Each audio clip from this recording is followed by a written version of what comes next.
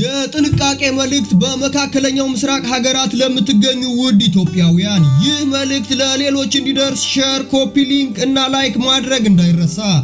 ትናንት የአሜሪካና የእስራኤል ጥምር ጦር በኢራን ላይ የተቀናጀ ከባድ ጥቃት መክፈታቸው ይታወሳል። ጥቃቱ በቴህራንና በሌሎች ወታደራዊና ስትራቴጂያዊ ቦታዎች ላይ የተፈጸመ ሲሆን ይህን ተከትሎ ኢራን ከባድ የአጸፋ ጥቃት ልትፈጽም እንደምትችል ተገልጿል። ይሁንና የኢራን ኢላማ ሊሆኑ የሚችሉ ቦታዎች በዝርዝር ይፋ ተደርገዋል።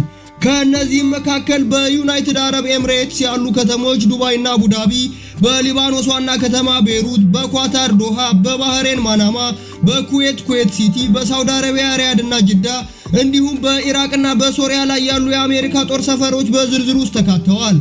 እነዚህ ቦታዎች በአካባቢው ላይ ያሉ የአሜሪካንና የምዕራብ ሀገራት ጦር መሰረቶች ስለሚገኙባቸው ከፍተኛ ጥንቃቄ ማድረግ አስፈላጊ ነው።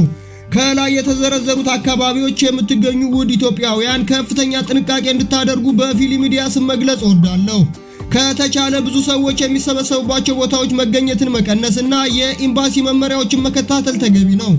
አዳዲስ መረጃዎች ሲወጡ እየተከታተልኩ የማሳውቃችሁ ይሆናል።